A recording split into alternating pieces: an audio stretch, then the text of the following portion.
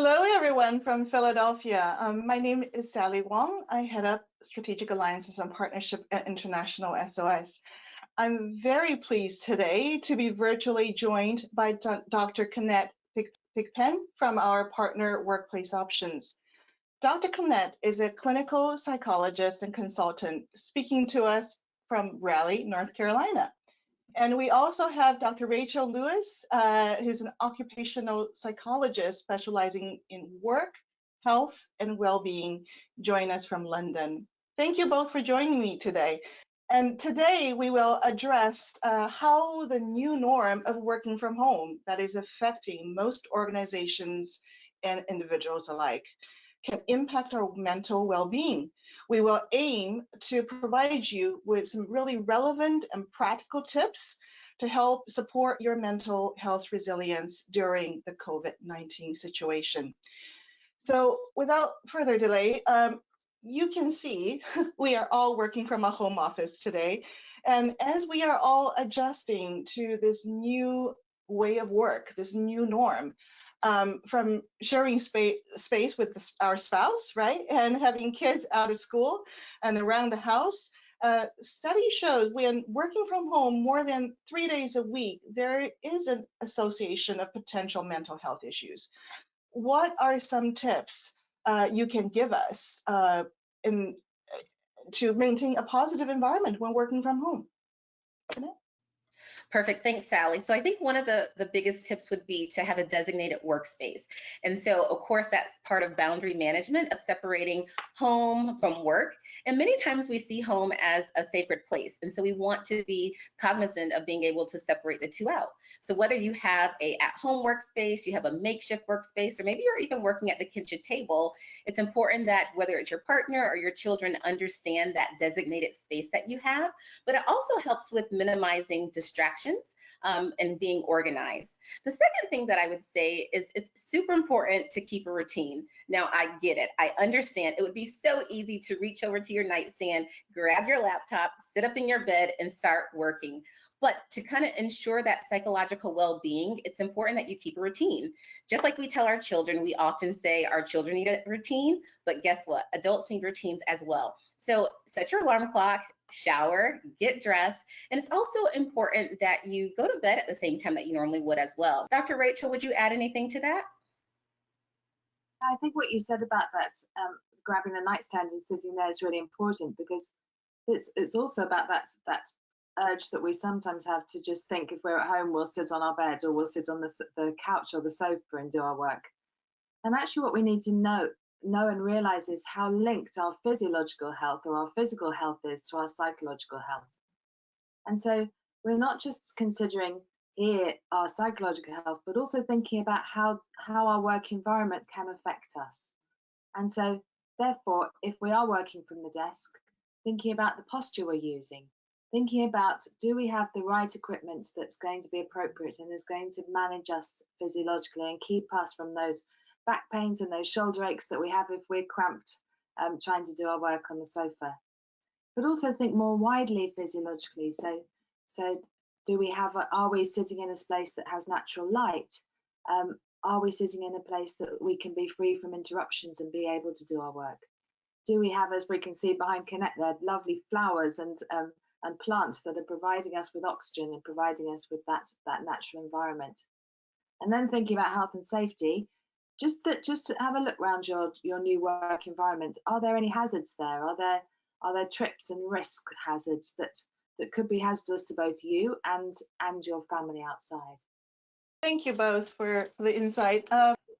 What I'm seeing here is without having the daily commute, and the physical difference between work and home, some of us find it very challenging to step away from the screen. I had that problem yesterday. And what are the best practices for us to segment work and home and know when to leave the screen? I think it's a real issue. I think what's Kenneth's point about having routine is really important here, because you'll have a routine and you'll have a schedule. So as far as you can keep your normal schedule and your normal work event, end of work day, the better. But there are lots of tools that we can use to help us. So for instance, your email signature could specify your new work hours, which might be different to your old work hours, but you can stick to them. You can also use something like a different phone line for work or a different computer for work during the day. And then you turn that computer off, turn that phone line off at the end of the day. The other thing I'd say is if you're working with others, think about the impact your 24/7 work might be having on your teammates or your reports. And so think about role modeling that. So if you do have direct reports, think about things like encouraging them to follow fixed routines and not work throughout the day. Talk to them about what routines they want to take, and use functions like delay send on your email so that if you do send emails in the middle of the night, your team don't have to jump up as a result. Yeah, that is going to be take some adjusting to get it right. And I want to touch on the social aspects of working from home as well, brought on by the pandemic. And we no longer have the normal social interactions with our colleagues and, a coffee break or chat in the hallway.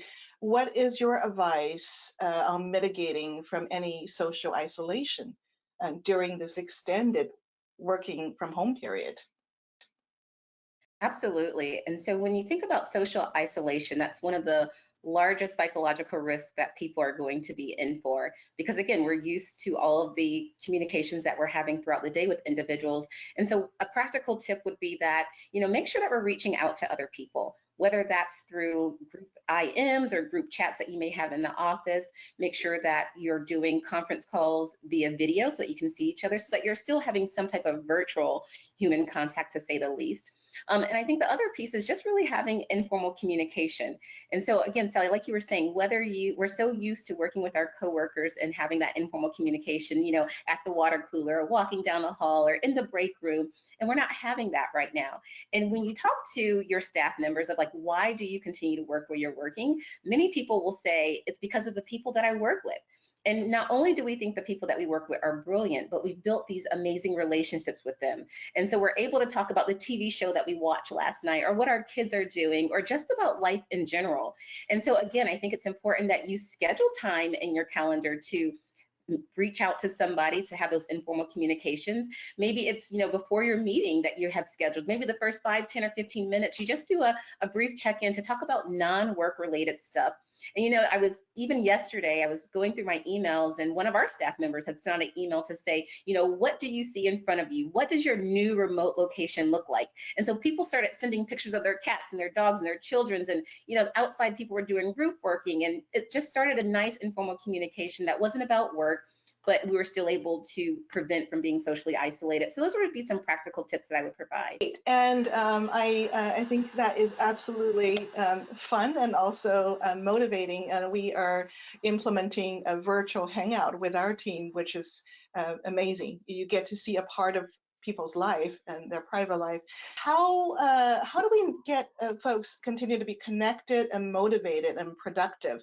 And it's easy just to sort of, especially if you are a natural introvert, you tend to go back to your own way of doing this alone. And in an extended period of time working from home, this could be challenging. So what are some best practices for managers and team members to continue to be connected, motivated, and productive? Yeah, it's a good point, isn't it? And I think we just expect it all to be all right. And so what I would say first is actively have a conversation, and a series of conversation about how you're all going to work together in this whole new way of working. So acknowledge the difficulties that it's going to face, and acknowledge the differences that people have. So difficulties being that communicating using telecommunications has risks, and the risk is heightened miscommunication. We've all got examples of when we've sent a text message and somebody's come back to us and said, you've been shouting, or what's that mean, or taken umbrage at what we've said. That risk is really heightened of miscommunication and not understanding when we're using this kind of technology. So what we need to do is make sure we're using a range of different technologies, but also talking to all your teammates about the way that they do want to work. So which method do they prefer? When will they prefer to talk? When will it be okay for them to use video conferencing? And when will it be okay for them to talk by phone? So to have a really open and honest conversation about what you're going to find hard, what others are going to find hard, and how you can all work together and will be working together in this new norm. Thank you. So continue on. We without the social cues from work environment, we are more likely to be sitting at our desk for longer periods of time. And many places, and such as Philly, and most essential facilities such as gyms are closed.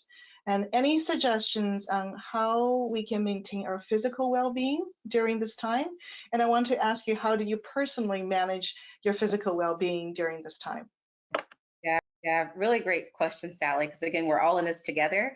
So I think for me, the first thing is to really take breaks. And when I say breaks, I mean like a for real break, because when you're sitting at home, you start looking at your baseboards and you're like, oh, well, during my break, I can clean my baseboards, or, oh, I can go to my closet and I can, color coordinate everything. That's not a break, guys. So we really need to be intentional about taking that break, because it's a chance for us to reset and recharge and re-energize. And so maybe it's going out to the cul-de-sac to take a quick walk, or just going outside to take a deep cleansing breath. Or for those of you who know me, I love to dance. So maybe it's turning on some music and dancing. I think the other thing, Sally, like you mentioned, is the gyms are closed. And so my routine used to be I would leave work, come home, change clothes, and go to the gym and work out. Well, now I've had to come up with a makeshift gym so I could still get that physical well-being in for myself.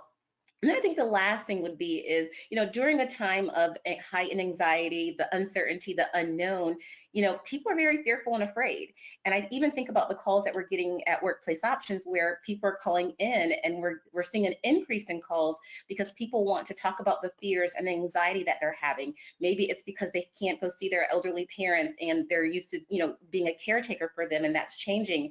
And then of course you have the unfortunate events where, people have, passed away. And so those are the calls that we're getting. And so you can choose to focus on those negative aspects, or you can choose to see things from a different perspective. So shifting your perspective during this time to have a more positive mindset while still being realistic and aware what's going on. And so for me, during this time, it's about, what opportunities are there, not only professionally, but also personally. And so I choose to focus on, what personal goals I have for myself, for my family, and for those that I'm called to serve. Yeah, I think I would also say be kind to yourself. Don't be too hard on yourself. It is going to be a period of readjustment. We are going to have to cope with working with kids running around and things that we would never expect. So set yourself goals, but expect those goals to flex sometimes, and recognize that every one of your teammates and people you're working with are also managing a huge amount of other pressures that they didn't expect to before. So be kind to each other and talk to each other, and keep up the communication. Thank you. So although we have no control over the pandemic, and there are positive aspects we should embrace and use this time to reflect, as you said, on the positives coming out of this experience. What are the strategies have you developed in your ways of working and communicating with others? Does this difficult time present you with an opportunity to engage more with your family and maybe achieve a healthier work-life balance? These are questions we need to ask ourselves and think about it. And thank you, Rachel, and thank you, Kenneth, for joining us today. And for more information on how International SOS and alongside with our partner Workplace Options can help you, please reach out to us, and we are here to help you. Thank you.